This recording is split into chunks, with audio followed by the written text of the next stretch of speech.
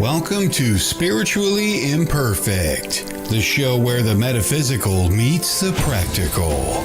This is your space to explore the mysteries of the universe, embrace spiritual growth, and connect with the energies all around us. No one spiritual journey is perfect, but that's the beauty of it. Hosts Mike and Jen bring their unique blend of perspective, humor, and heartfelt nature to every episode. Whether encouraging, facilitating readings, or diving into exploring mediumship, energy healing, or searching for clarity, Spiritually Imperfect is a place to where discussions of the collective experiences that we all share comes to the surface. Now, here are your hosts of Spiritually Imperfect, Michael Christopher and Jennifer Lee.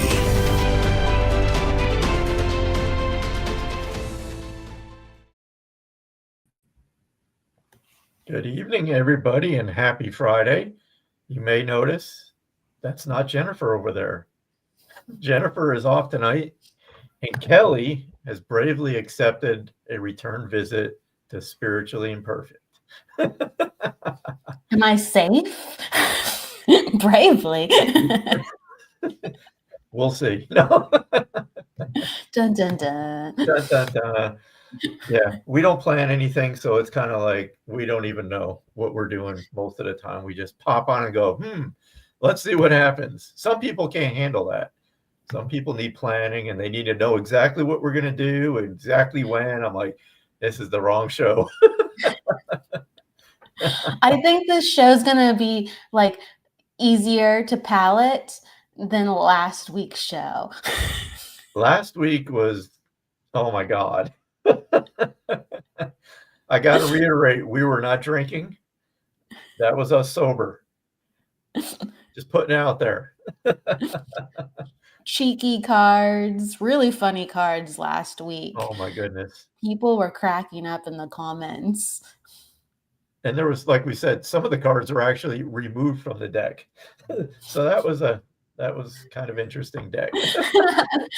And after I saw some, I'm like, I believe you, but like, which ones did you remove? Like, are they even worse? And I saw them and they're even worse. And yes, they were. I actually thanked them. I'm like, oh my God, thank you for actually reviewing these cards. Because they're very politically imperfect. Oh my goodness. That would have stirred up who knows what. I agree. Evelyn says, hello, dear Kelly and Michael, Jess. Hello, hi, everyone.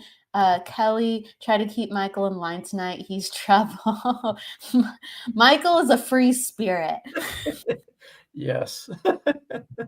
Evelyn saying her abdomen's still sore from laughing. Well, good. I think everybody needed a little bit of that last week. I don't know. I know Jen and I were both like, let's just have fun this week. So, yeah. It works. We're going to do that again. You know, like, I don't know if we mentioned it to everybody out there, but there's kind of been these hints of maybe doing a light night edition of something on this Sacred Spiral Network involving many hosts. So we'll see what happens. We're going to plan something. That's right. More late night shows. People have been asking about them, so why not? It was hilarious, Jess. I agree. Hi, CJ. And we had someone from Australia earlier. Yeah. Tani, first time watching from Australia. Well, welcome. Thank you for tuning in. I know it's early in the morning there. I think it's around 10 or 11 a.m. on Saturday morning. So yeah, hello to everybody coming in. Nancy, Jess, Joe, and Jacqueline. Bernadette's here. Bonnie's here. Jacqueline's here. Okay. Hello, Jacqueline. Bonnie. Where's Bernadette? Oh, Bernadette. She's up top, right? Yeah, yep. Bernadette's up top. That's right. Oh, Sue. So welcome in. So I asked Kelly earlier in the day if she had something in mind, and I didn't either at the time. And I'm saying, well, it usually hits right before the show usually starts, something will usually penetrate this thick skull, and I'll come up with something, throw it to Jen and say, what do you think? So I did the same with Kelly. I said, hey, here's an idea. And it's about misconceptions around this kind of work, and not only for practitioners of the metaphysical, but also for people who are just maybe learning about this stuff. And what spurred this is my wife and I like to watch that new show on CBS, Ghosts. I don't know if anybody's seen that. So it was just how TV portrays communication with spirit. And for most of us, again, this isn't a scientific statistic, but just from the people I know, that do this work, communication with spirit is not conversational like it is with Kelly and I sitting here talking back and forth. We can see each other, we can hear each other. There's no miscommunication. I speak, she receives, she replies, I can hear her. With spirit communication, it's, for me at least, all I can speak to is my experience. It is not like that. It is thought, feelings, emotions that come in, and by development and working with this, this ability that we all have, it just becomes stronger. You get in tune with what's spirit, what's not, what's yours. And you just start to work with it, and it gets stronger. We trust what we get when we make that shift to the spirit world. I know for me, it's the second I think of spirit, I'm connected. I don't have to do anything besides that. I know that at that point, I invite them in, and I'm aware of a spirit person, and I just start communicating with them. How about you, Kelly?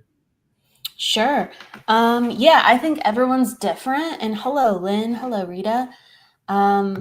Everyone's different. So I definitely get a different sensation when I'm picking up things psychically versus having a mediumship connection, even versus like a numerology connection. Mm-hmm. Sometimes it's similar, and sometimes it's just a completely different sensation. So like with psychic, I actually will feel like I'm connected to a person, or I have to actually establish some type of clairsentient, I think, like just drop in.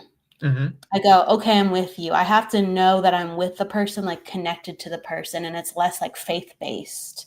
So I have to feel some type of sensation of, I can feel their internal state with their emotion, or I can feel something going on within their ankle or their head or something physical.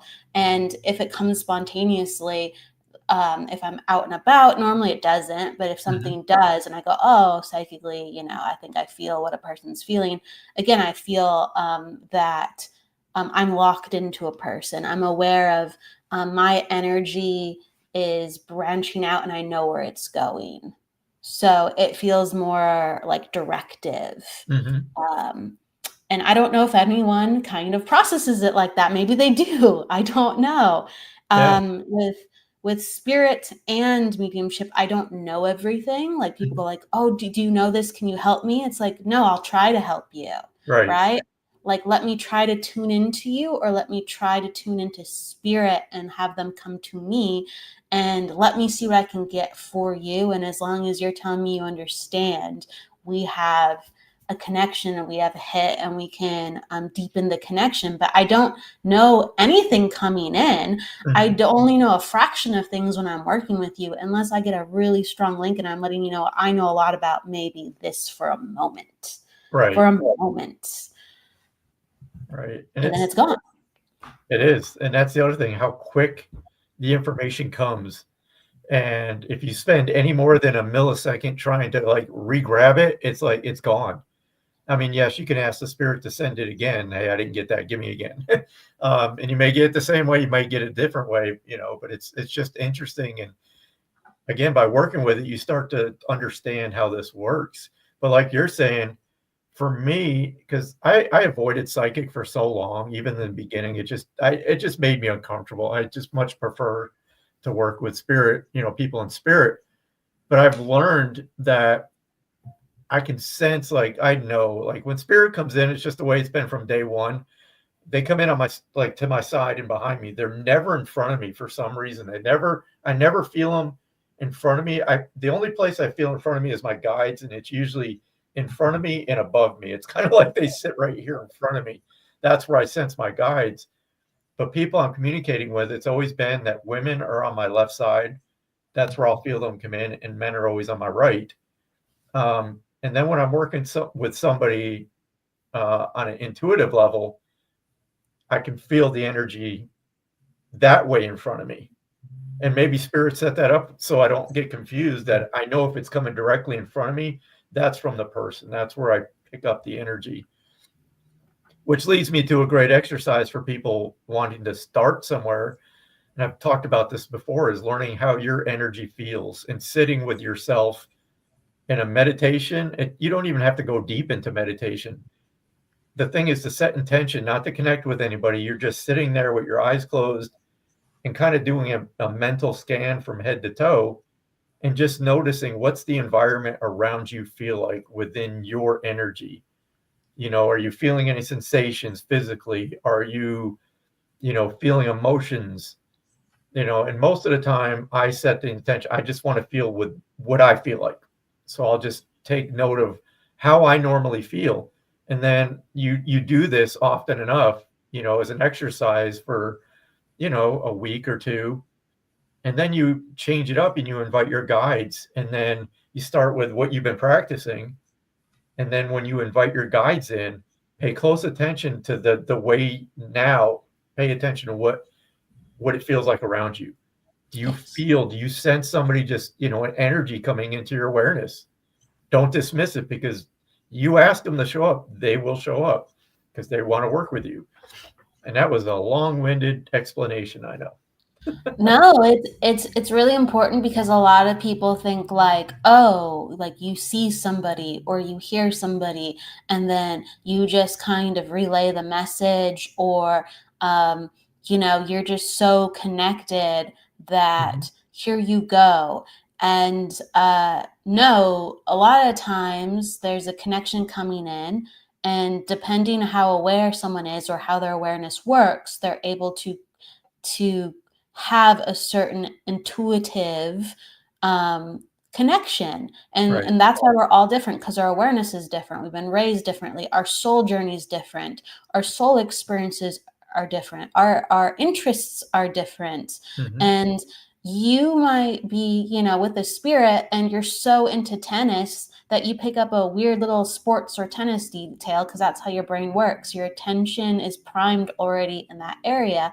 And Right. so that's why we have all these interesting things happen. But I will say this. I don't think a lot of things are universal. I think there's fundamentals that you can definitely have conversations on. And I do think that what you said earlier, Michael, and by the way, so my little scattered brain doesn't forget, I want to make sure I say hello to Jennifer. Jennifer Lee. Oh yeah, I did too. Hello, Jen. I have to I'll just throw stop it out myself. there. Jen, have you caught a charge yet? I'll just leave it at that. She knows what that means. Have you caught? Where is that? Where's the? Have you caught a charge yet? Oh no, I'm asking her. Oh. Got it. That's fun. So something fundamental, I think, is I think once you have the connection, and you know how it's coming, and you're not, let's say, if you're how can I put this? If you're fully settled in to spirit and it's a very strong intention, it kind of just floods all your senses, and your focus is going to probably be, if you're seeing them, where your mind's eye is, like right in the center. Sure. Right. Your attention is like, what are you showing me? What am I seeing?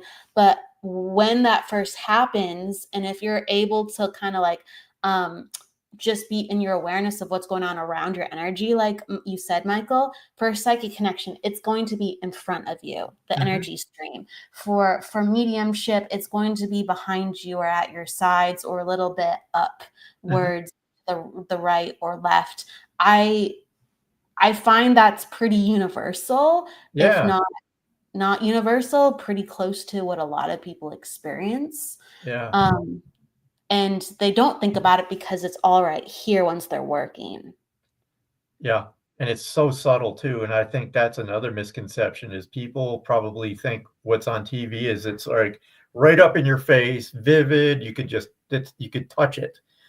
And it's the complete opposite. And what I find is from where I started in the beginning, it was more vivid.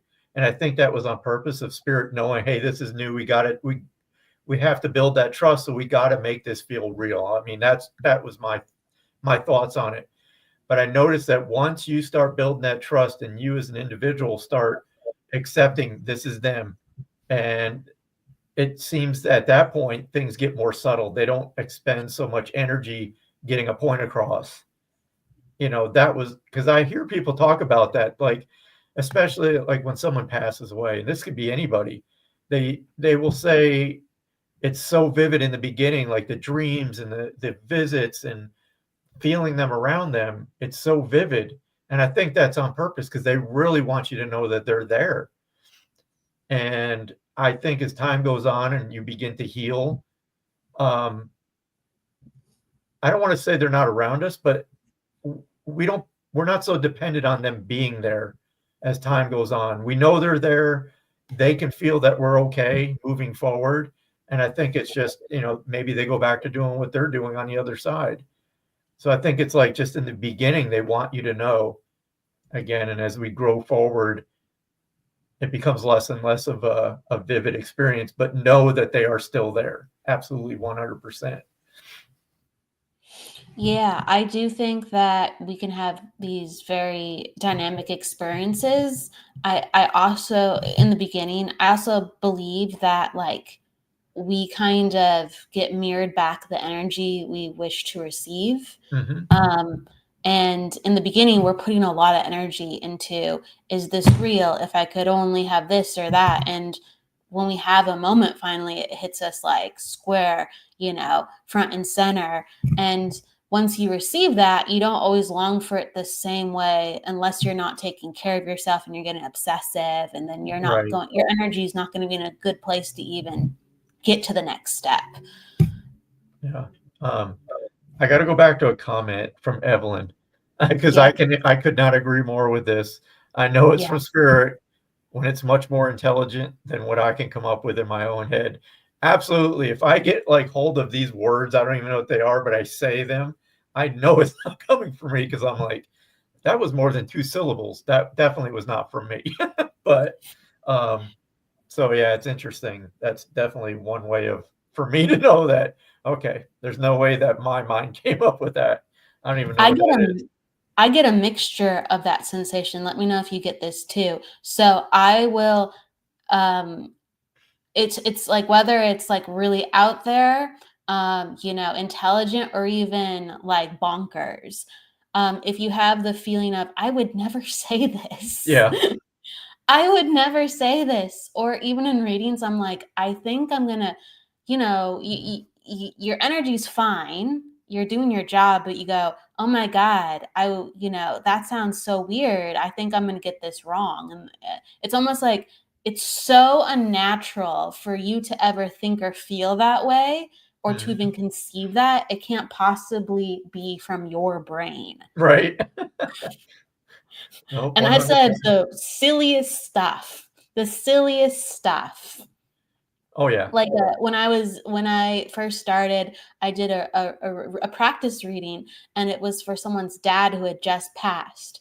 And I'm just like, I had to like kind of apologize because I thought it was like just a bad reading. I was like, I'm so sorry. I'm being shown crunchy Cheetos right now. And she's like, that was his favorite snack. And I'm just like, oh, I didn't think, I didn't think like popcorn and Cheeto, like I have no idea why. Now that's just like, that's normal. That's their snacks, right? But when I first started, I was thinking, this is someone who has come to me and trusted me to talk about their dad who had just passed away. And I am talking about Cheetos. What is wrong with me? I felt like so bad about it. I had to like push myself.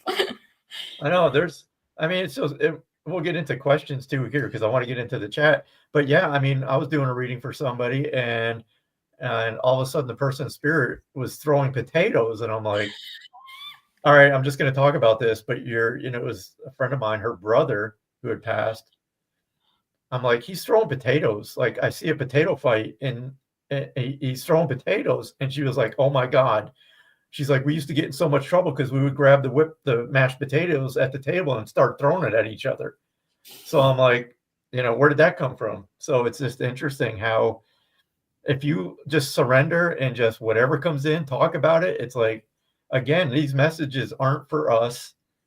We're not supposed to understand them. We're just supposed to communicate what we're experiencing. And I tell you, most of the aha moments come when I'm just completely out of the way. And it's something, like you said, so ridiculous that your mind's going, there's no way this could make any sense. And you say it, and it ends up being like the highlight of the reading for the sitter, because they're like, that was all they needed to hear. They know now, without a doubt, that's their person.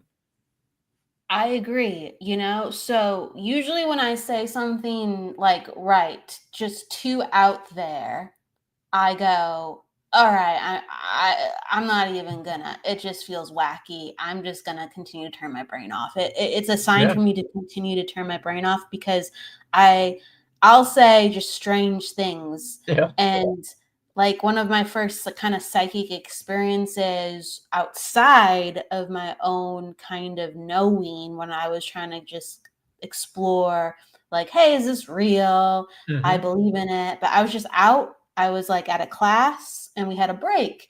And I don't know what snacks are. This is very about snacks too.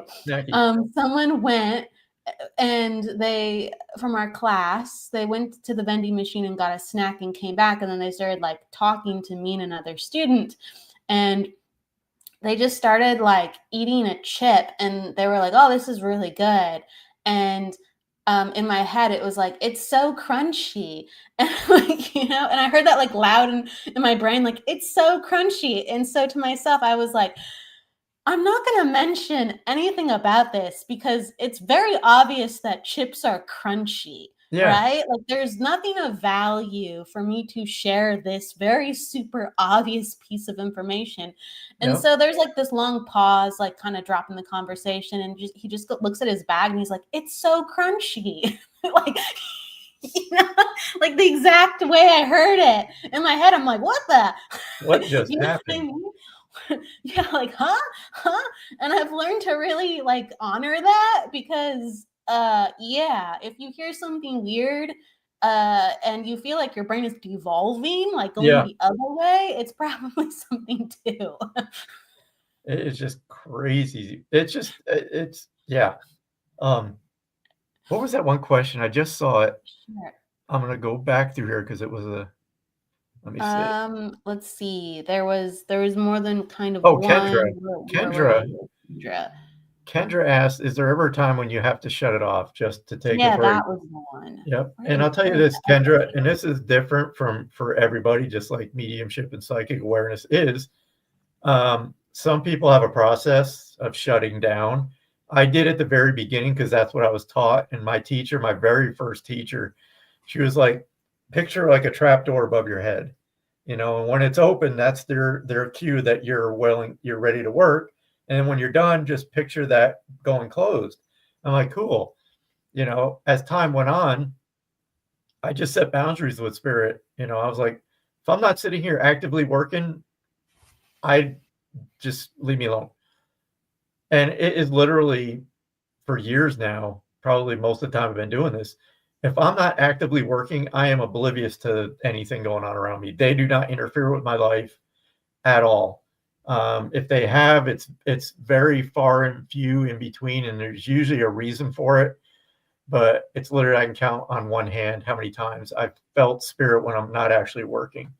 So for me, it was just setting that boundary with spirit. And that was another good lesson my teacher had. She literally said, get out a notepad and write down verbatim, specifically, like, you're not allowed to be in my bedroom at night.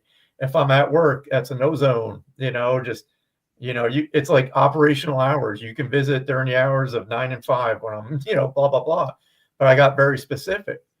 And that sets the boundary with spirit for a healthy relationship. I feel they know that we have a life to live and we don't want that.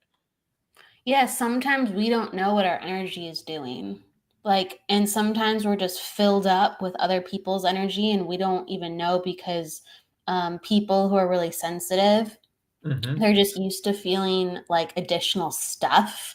It could be even like a feeling from an object, and it's just making them kind of feel uneasy, or a feeling from a blanket. I don't know, but they're just used to not changing the channel or resetting. And I do think that if you don't know how your cup is full, that you can definitely short circuit or like feel like you want to explode or get overwhelmed. And so when we take on additional stuff, like if we're developing, we're going to become more and more sensitive because we are working on that skill.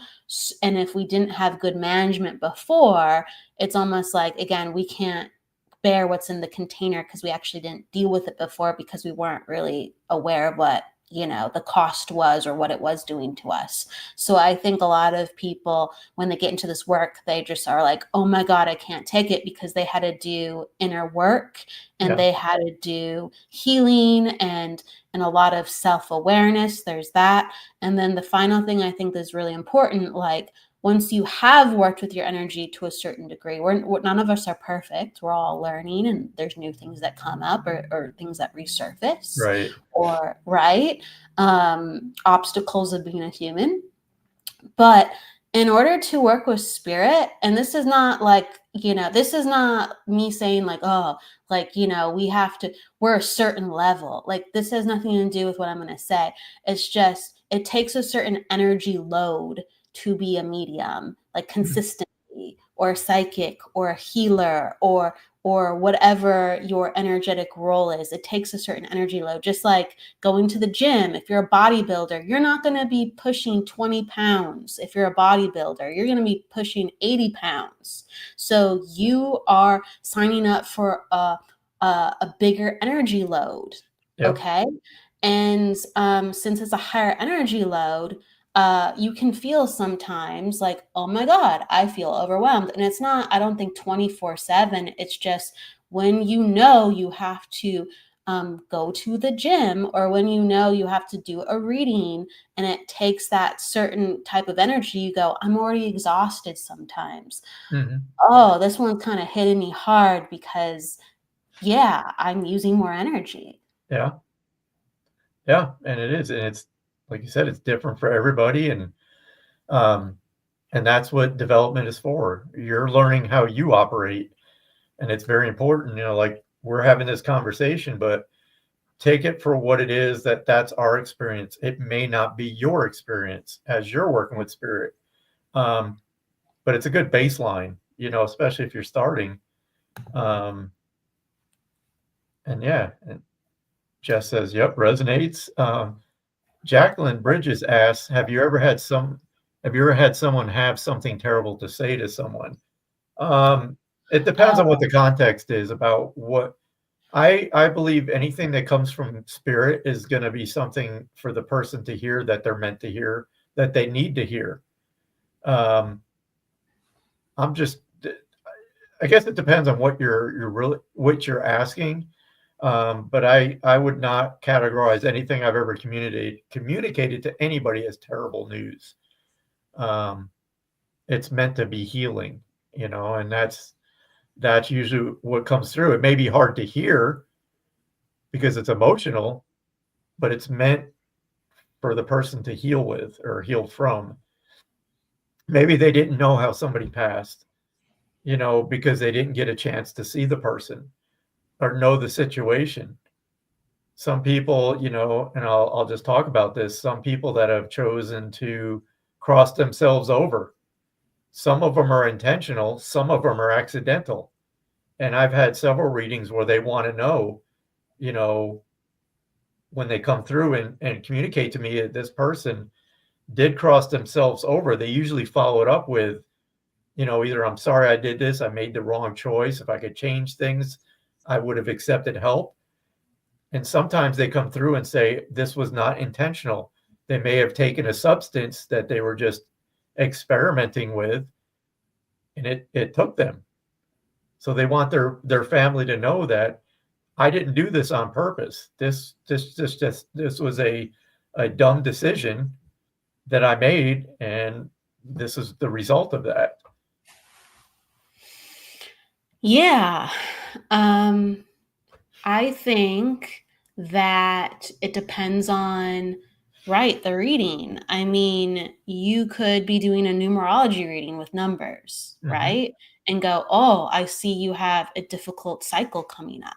You have a difficult year. It's lessons that are very different than what you typically experience, right? That's what is terrible. Sure, there's obvious things that are terrible, but I think within this work, we're supposed to be telling the truth, and yeah, things do come up for a reason. I'm a firm believer in that, but sometimes it can be really tough.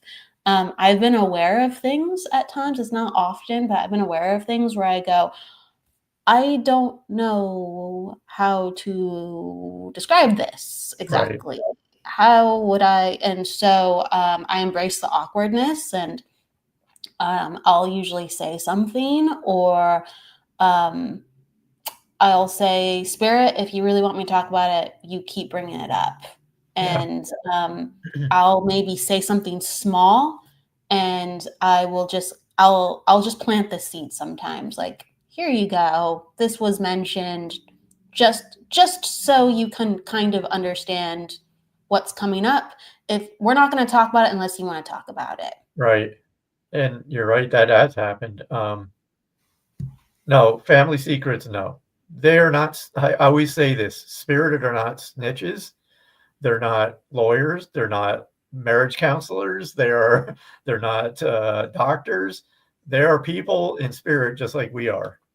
So they're not going to come through and share like somebody's deepest secret, no, that's like boundaries. Tell me what you think, Michael. What do you think about psychic work, though? Just knowing things, because that's not spirit giving up information necessarily. Psychic work is the same, I believe, in the way of I'm not going to become aware of something that is not going to help the person that's sitting in front of me. Yeah. I have absolutely no idea about, I can't read their mind. And I think that's intentional. That's whoever or however that works. Yeah. If I'm not supposed to know it, I'm not going to be aware of it. Anything, in my opinion, the only thing, again, that I'll become aware of is what I'm supposed to talk about that is meant to help them. Sure. So, yeah. I would say the trickiest one, just being very transparent, is I've been aware a number of times if somebody has not been faithful to their partner, and I do not try to talk about it, but it has come up, and then I get confirmation on it, even if they don't believe me, like later on. Yeah. And I'm like, whoa. And I'm right. And I'm not looking for that. They'll ask about the relationship. So in some way, I don't know why it comes up, but I find that is very like devastating and not great news. And that's something I never really want to talk about. But those things come out in readings. They do sometimes. I don't know why. I have no idea why that would come up in a reading. It's just other than the person needs to understand something about the relationship, and apparently that was it. It's not up to me to look for that. Yep. Yeah, it's people have asked me in readings, do you know when I'm going to pass? I'm like, even if I was aware of that, I would not even talk about it. We're not 100% accurate, and that's just an ethical boundary I would never cross. So there's things that come up. Like I've had we won't get too depressing here, but like I've had just even like parents go, oh, really quick, I want to just check in on my son or daughter to just know how they're doing. And I'll describe something, and they'll be like, oh, I can take everything but that. And I'll just be like, oh, she doesn't know about that. right? And it's something to do with like something they hide from their mom and dad. Yeah. And like they don't, like kids, grown-ups don't tell mom and dad that they're depressed or they drink or they, you know, sometimes have substance abuse. That I'm telling you, family stuff comes up without it. It's just we don't go digging. It just pops up and you go, okay, unless you want to know about it, you just keep circulating. It's strange. Strange. Now that we're talking about it, I mean, I've had, I'm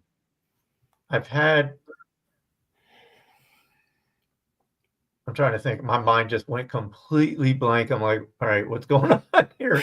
I was just about to say something. And it was just like, boom. Yeah, it was, what the heck was it? Now I'm going to try to catch it, and it's like gone. Oh, I've had parents that have lost children, and I mean, I can empathize with this, but the person that's still here is so just devastated that I've had the person in spirit like send me the thought that they are thinking of crossing themselves over. And Yes. if they give that to me, I will say that your, son or daughter is saying this, and they'll usually validate it. And it's like, they're screaming, no, you need to be here. So that kind of, that has come through a few times. It's true. They like spirit, even though that's a devastating, not great thing to bring up.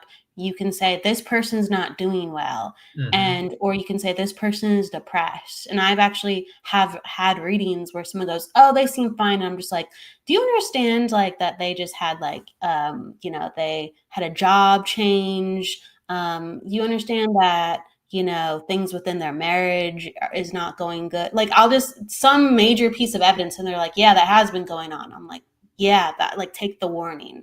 And they're like, oh yeah, I should check on that person. Right. And so they'll come in with the evidence and saying, you better look out for someone you love. They're not doing well and they need help. They need help. Just a call is a big deal. Yeah.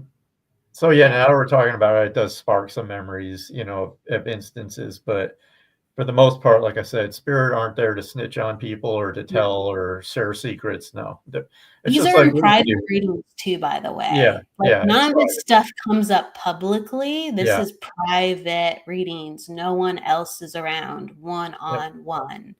And that's the same thing here in this forum of a live feed where there's people in the chat. When we do connect with spirit, it's very surface level, because again, they know that if it's a sensitive topic, they may skirt the surface of it to let you know they're aware of it, and that yes, that's validation, but they're not going to go in and delve into topics that are meant to be talked about in private. They're no different than we are. It's just we have a body right now. So they have ethics and boundaries too, where they're just going to be like, hey, they need to know we're aware of this, and that they'll leave it at that. And the same thing for a group reading in person. It's going to be surface level messages. I always say that, the deep stuff comes out during a private, which makes sense. Exactly. Yeah. So if anyone's wondering like, oh, is my stuff gonna, usually if this stuff comes up, it's like they've been asking for or they're looking for something around that topic. Yeah. So if something weird comes up, they're like, well, I did kind of want to know. Yeah. Did I want to say anything about it? Did I want to not really think about it? Sure. Do I believe it? Not necessarily, but I actually was already curious. And that's the only reason why it comes up in a session usually, unless someone just needs help. Lynn, I once saw gargoyles for a client. She was very excitedly grabbed a drawing. Oh, wow. That's interesting. That's good evidence there. Interesting. And hello to everybody in the chat that's just joining us. We're just kind of going through and picking out questions. We may do a few readings here.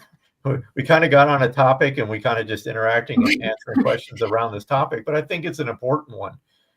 It is.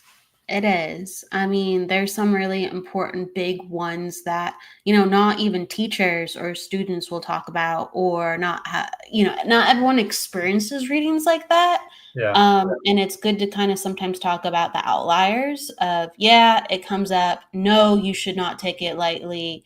You should just be very, very, very careful. And if they do not want to talk about it, you do not talk about it. Yep. You go on to the next. You do not focus on it unless it is relevant. If that's going to affect somebody, that's someone's life. That's somebody's life. You have to take it very, very seriously. Just like Kendra, is remote viewing ethical? Yeah. We all have awareness. Mm-hmm. Remote viewing is using a part of our awareness, and some people have this naturally more than others. So some people are literally able to, when they think about a person or when they think about a place, they're able to get information, and other people learn how to do this skill. Mm-hmm. I feel like we are all connected. Yeah. This is why this is all even possible. And you can even argue that we come from the same spark of life. I believe that wholeheartedly. Yeah. So I can also understand the flip side. We are in separate bodies. We have chosen a form of separate consciousness, separate identities, and we want our space and boundaries and respect. And I think it is an interesting conversation. I don't really think that, how can I put this? If you're being unethical, you're being unethical. That's the energy of it. Is remote viewing itself unethical? I don't think so. But if you're being unethical with remote viewing, you're being unethical. Yep. That's how to answer it. Because we talk about this. This is a really, I hope I don't screw up this analogy. we talk about the separate, right? So here we are. We have these fingers, right? They're all separate, right? We argue with each other. We fight. We're just cruel, blah, blah, blah, blah, blah. And then it's like, as you peel it down, it's like, wait a minute, we're all part of the same hand. We are connected. It's the same thing. I know it was like a kindergarten analogy for connectedness. Oh, right. But I believe, like Kelly said, I believe we are a spark from the source, whatever that is, whatever you call it. And we are here in these individual bodies having an individual experience to advance our soul. That's the simple way. I understand it. I'm a very simple person. So there, that's that. Can the tree of life, you did a hand and branches, trunk. Yep. We're all connected. We're all connected. And I want to say, I know people come here for readings, right? And we do the best we can. They're short, but I say this over and over, and I'm not trying to get you to book a reading with me. If you feel I'm the person for you, great. But if you're in desperate need of a reading, reach out, research, get a private reading. It's going to be so much more than just a few, quick messages in here, especially if you're just in that deep despair right now and you just want to know, 2 minutes. Yeah, it's great to hear from somebody, but reach out and consider getting a private reading. And I'll tell you, when we do these readings, they're usually spirit-led. We don't go to the chat and take individual requests. At least I don't work that way. When we open up the spirit, we let them take charge. They know in the moment. They orchestrate it on the other side. My belief is that they do that. And they reach out to the person who may need it the most. We're just the messenger. So I don't ever go direct with a mediumship reading. Psychic, intuitive, yes. I'll pick, if I'm drawn to somebody, I'll go to somebody in the chat, and talk that way. But because I don't want people to be disappointed showing up here every week hoping to get a reading. You may not, but what I always say is you can always take something away from these lives, whether it's ours or somebody else's. Even if somebody else gets a message, you still get something from that. And I always say that when I used to watch John Edward on TV back in 2000, I knew I'd never get a reading from John Edward, but every time I watched this show, it was like, wow, there's more validation that we go on in some way. And that was enough for me. It was just that internal, whether it was my message or not, I still took something away from it. And that's kind of what I hope the expectation that you'll have coming to these, because I don't want people to leave here disappointed.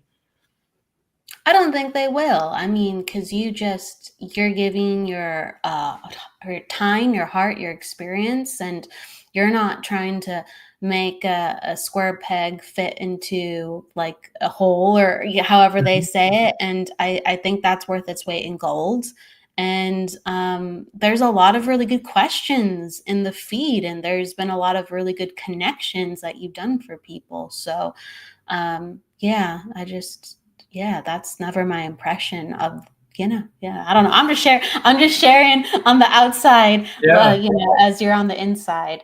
Well, I appreciate that. I do. And, but I just like to say that to people, because again, this is about coming together and sharing the energy, and people in the chat are sharing their experiences too. And, and there's new people here, and they're probably like, what is going on here? And, every time there's a live, whether it's ours or your show or anybody else on the network, there's so much information out there that we share with each other. There is a lot. I just want to really quickly answer Kendra, if I may. I think this is like goes into the misconceptions, and I think that's really important, because we were talking about this earlier, just like things that come up that you hear about and see. And Kendra, I've seen psychics say they tap into celebrities and politicians, and because she mentioned kind of about a remote viewing and ethics, and like if you had somebody's birthday, you could look up their chart. You could look up their chart, So if you know just a little bit about a person, you can tap into their energy. You can get a lot from a little bit.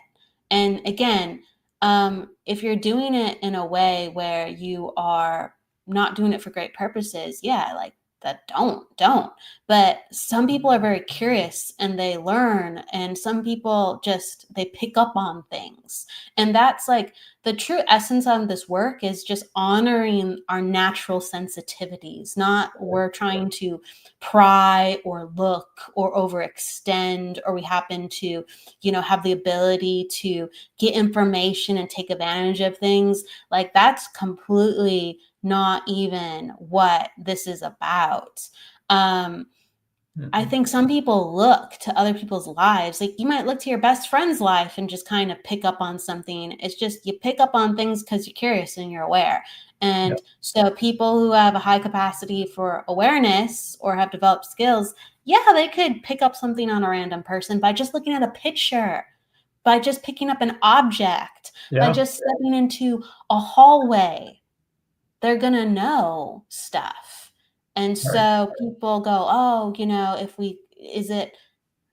we're all connected. It's like we could get into so many different things that you wouldn't even have thought about, Yeah. And here's a great example. I mean, I shouldn't say great because it's devastating when it happens, but I've had people ask me, is my partner cheating on me? I stop them right there and I'm like, you don't need a psychic to tell you the answer. You would not be asking that question if you didn't feel something's not right. That's the way I look at that. I mean, if you're asking, obviously something in the energy is amiss. And it's hard. But if you're asking a psychic or a stranger, I think it's the wrong approach. You need to talk to your partner. Right? That's my opinion, because the psychic may be wrong, but your gut instinct will never lie to you. If you feel somebody's being unfaithful, you feel it, somewhere. Why would you have that thought if it wasn't happening? And the only way you could get clarification is by asking the person. There's a lot of things I see people ask psychics. I'm like, I wouldn't ask that person that. I'm like, no. It's like with financial advice too. They'll ask a psychic financial advice. I'm like, no.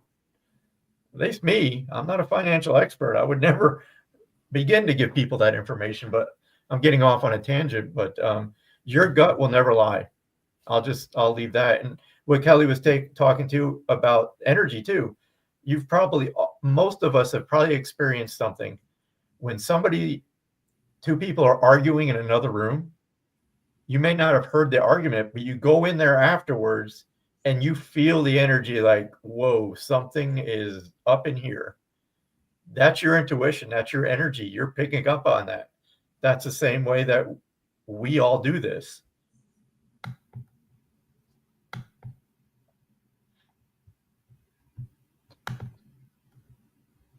And Terry, we're so sorry for your loss. I mean, we are. Yes. I'm sorry to hear of your loss, Terry. We have a couple of people who have lost some loved ones. Dawn as well. Her son. She was talking about how she misses him. This is a hard, what did she say? This is a hard one today, because I think that's a perfect, I think the example she just said in there, that she heard it. When I thought my son spoke to me in conversation, it was in my head because I miss him. I got to share this, Dawn, because so for those that don't know, I've lost two of my brothers to cystic fibrosis. I have a sister, my youngest sister, that was murdered. And I remember before I was really aware that I had this ability, after Jason passed, this was my first loss. Jason was the first one. He passed at 26 back in 1997. I remember sitting here just thinking about him in like a daydream state. And we'd be having these conversations in my head, and I'd snap out of it and go, whoa, I'm losing my mind. I just had a full-on conversation with my brother. Now, obviously, I look back and I know that was not made up. That was not my mind. He was there. We were having this conversation. The problem is our human. Our rational mind and our ego it's there to protect us. It doesn't understand irrational behavior. So communicating with spirit, it's like, that's where you just have to build that trust and know that if you sit down with the intention to connect with your son, ask him a question and just allow the thought to come in. It may not come right in that moment, but it will. And the more that you build that trust and the more you communicate with your person in spirit, you'll begin to know and realize they're communicating with you. The worst mistake we make is passing it off as just coincidence or my imagination. I've talked about this before. Your imagination is one of the biggest tools we have to communicate with spirit. It is. You have to allow yourself to imagine them there. That opens the door. And that's a short little tangent, but I hope that makes sense. And she's not sure what to look for, she says. I'm not sure what to look for. My 20-year-old son passed. I'm still a mess. What should I look for? What should I look for? Well, go ahead. Oh, no, go ahead, please. I think that there's not one thing to look for. You have to treat everything coming on in as a chance to just be present with your son's energy, to be just open. And if all of a sudden you get your hopes up and you're like, is this my son? And it's you find that you don't feel him. That's okay. It's almost like that's okay. You're basically letting yourself know how important he still is to you, letting yourself know that you are looking to connect with him. So when he does come to you, which he's around you a lot, and anytime you think of him, it's probably him. Mm-hmm. But I'm just saying, like, that you are ready to go, yes, and I feel this quite strongly. I see this. I remember this. So what am I trying to say is, first, keep your hopes up. Keep your hopes up. I feel like you're actually talking yourself out of it. That's what I want to say. And there's like all these memories that I get around like you, seeing your son when he's little. I know he's older. You mentioned 25, but I keep seeing him like when he's little, like a toddler, or like, 2, 3, 4, and he's running around the house and he's being silly. And he was just like this very like sweet, carefree little boy. And he's saying like, I love you, mommy. So it's like, sometimes they'll give us memories and you'll think, oh, this is just a memory. I'm very emotional now. But no, he's saying like, think of me because I'm here. Like, feel me. And sometimes we don't know how to feel about the situation because it's so devastating. So they'll say, feel a memory or a moment where like it was just pure and blissful and happy. So that's why he's been giving you a lot of memories when he was younger. If you can understand this, Dawn. And you're just like, thank you. In a reading, I do believe. Okay, excellent. I just feel like there's been like a lot of that showing himself as he's younger. Alcohol poisoning. He was my little me, LOL. Yeah. If you want to say anything, Michael, I can just go keep back. getting, and I don't want to assume this is your son, but I keep getting a reference like I need to talk about a skateboard. So I don't know if that's connected to you, Dawn, or not. But I think too, what she was asking is, what do I look for in a medium, and to go about looking for a reading. Is that what you're asking, Dawn? If that is, do your research. I mean, there's, on this network, there's several mediums that have shows. I think it's important to watch people work, get an idea of how they work. And your gut will tell you if that person's right for you or not. But I would definitely do your research and get to know the person, the medium, and see if they feel right to you. Yes. He asked me to stop. He asked me to stop drinking. I don't know if the yes was in reference to the skateboard or if it was an earlier answer or question. Dawn, so we know we're with your energy. Can you let us know what the yes was to?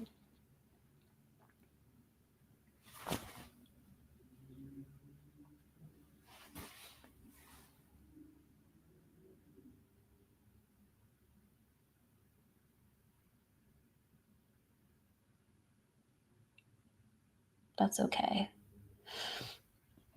Tracy, his birthday. I just feel like he raced cars, little cars. I started drinking after his death. That's what he's saying. And then she says she's felt him ask her to stop drinking, I believe, or heard him. He raced cars, little cars. Okay. Like I said, I wasn't really setting the intention to connect, but I just kept getting reference to talk about a skateboard. So I don't know if he was connected with that skateboard or if that's for somebody else, but I'm not going to dive too far into that one. Sure. I'm not sure if I'm picking up on your son, but I just get this taller, whether he was like lanky at one point or he was always lanky. And this was like a person who kind of had a sense of style too, but like creative in his style, if you can understand this, Dawn. So he was like kind of marched to the beat of his own drum. And something connecting to his passing, like with head trauma. There's something going on with his head within that. And I feel like he had kind of a weight of responsibility on him too as well. And he didn't really know how to deal with that. And he says, sorry, I'm kind of messy tonight. I didn't stop. Oh, okay. He was 6'3". Okay. He was was he lanky at one point? Just so like teenager. Can you understand? So I'm seeing someone who's very tall. Can you understand that at one point he was very lanky, kind of had his own sense of style? Because he's like kind of showing me when he thought he looked dapper. So he's almost like wearing like something like a suit when he's younger and trying to go for like a different style and try to, kind of find his own way. You can't understand that. Okay. There's something about that I'm not getting though. there's something about that. Do you understand if he like went out for concerts like with his friends? He liked fashion. Okay, he liked fashion. Okay, well that's somewhat of a connection. But do you understand that he went out for concerts like with his friends, and his friends might have played like in bands? Terry is saying my son. And then I believe my son led me to the right medium. I don't know at the time, of course. They will do that.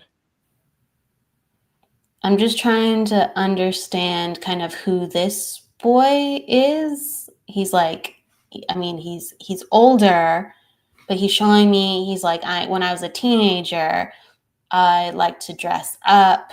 And I really try to put myself out there, and people respected me. Like my friends respected me because I was unique. It's okay, Dawn.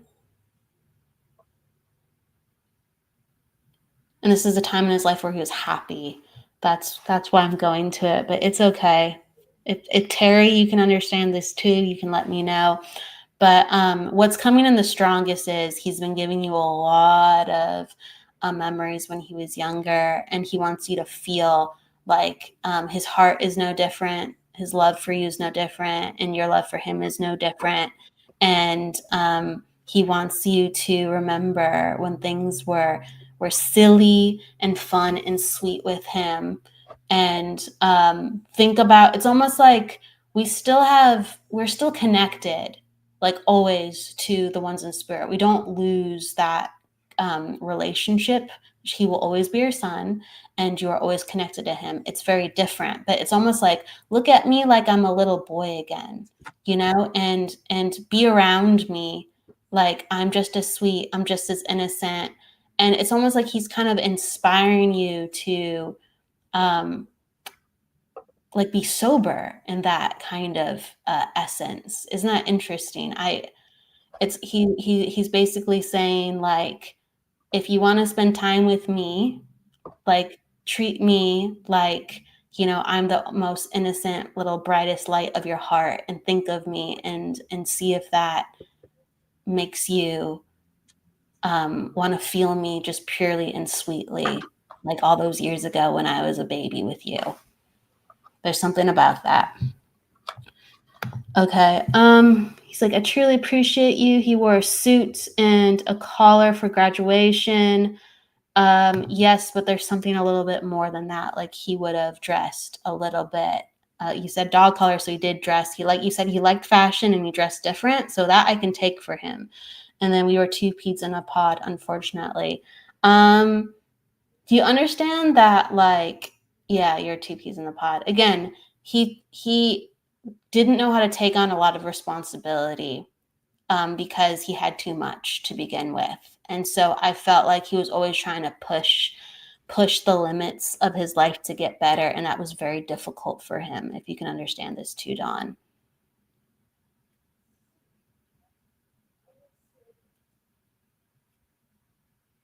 But that's coming on in.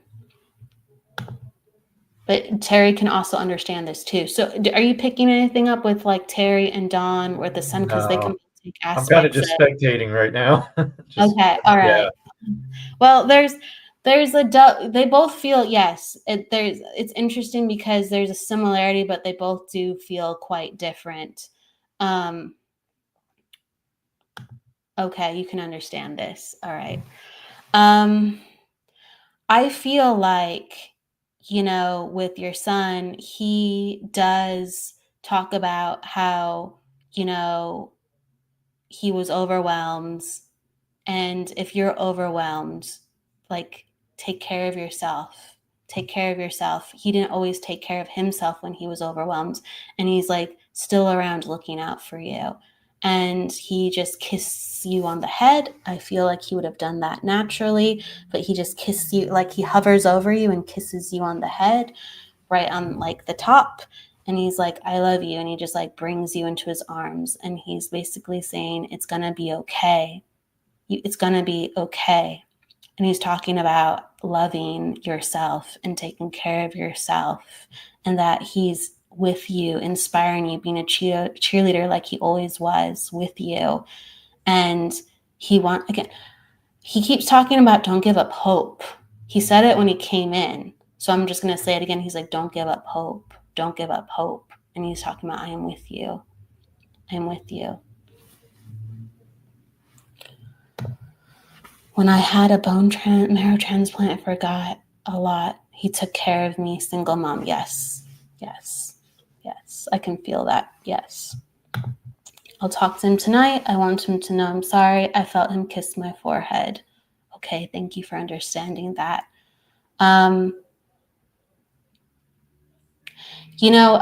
He's basic. This is the last thing I'll say. Again, this is the last thing I'll say. I feel like there's just so much in this. It's almost like I'd like to do like a private reading. There's so much kind of coming on up.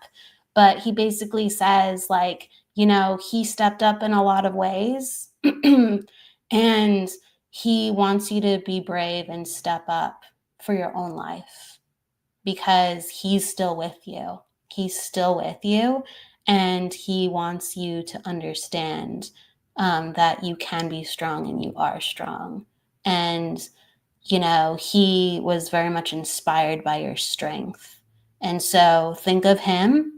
He's with you and he wants you to feel him and live in honor of him and have that hope as you go forward. So that's very, very, very, very important. That's the most delicate way I can kind of say that. If Dawn, just keep him close to your heart and live. He wants you to live.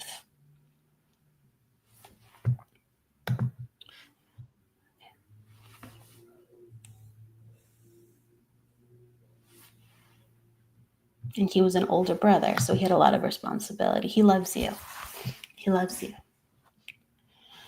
Thank you, Dawn. Thank you so much. Please talk to your son tonight directly in meditation. More is going to come up. It's going to be very healing. Light a candle, talk to him. And I'm going to love and leave you with that. Thank you, Dawn. All right. And with that, I think we're going to call it an evening. It's okay. 1:15 already. Okay. Well, Kelly, thank you for joining me on your network. Hey, it's all good. It's all good. Dawn, we love you. Terry, we love you. I think that's beautiful that there's a crossover. And I feel like Terry and Dawn need to connect since you have very similar circumstances. Again, Spirit orchestrates you two being here at the same time because you're going through similar circumstances. You can relate to each other and you can talk about this with each other to somebody who truly understands what you're going through. I think that's not a bad idea. If you two ladies are open to it, to see the further similarities of your son and have just some discussion as moms that have gone through something similar to as well. And I feel like, Terry, if you can understand this, like your son was quite social, so he's in kind of encouraging. He's like, why not? He's like, why not? Why not?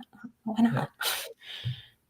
So in the honor of Terry, your son, being a connector of people as he was, if you can understand this and validate this, Terry, yes, reach out to one another. And I'm going to say it like that. So yeah, I'm handing it back over to, let me know. All right. Yep. Well, thank you again, everybody, for showing up. Obviously, we will be back next week. Jennifer will be back. You never know what's going to happen because we don't know what's going to happen. So we hope you'll show up again, and we appreciate your support. Again, if you haven't liked and followed the Sacred Spiral Network, please do. Please share the network because, again, it's about making connections. If you know somebody that, is going through something where this this show or any, many other shows on this network could help them, it's just sharing. It doesn't cost us anything, and that's the whole purpose. I can't speak for Kelly, but I know that was one of her driving factors for this network, was to just bring people together that are like-minded, and sharing information and healing with each other. So again, thank you, everybody, and we will see you next Friday. Kelly, your shows. What I know you've had a little break here, but when do you do your shows? I can't even talk now. I'm stuttering. You're in my energy, Yeah. Michael. That's what I do sometimes. If I get overtired, I'm like, wait a second. Let's see. So to answer you, as I bring up, I got to bring up my own schedule. I want to make sure I knew who's coming on next week. Oh yeah, I want to give a huge shout out to Veronica Jenkins. Veronica Jenkins, she is one of the pages that hosts us and helps bring in such wonderful and lovely people here. She will be on Psychic Media. Awesome. See, I can even talk now. Psychic Media, Veronica Jenkins.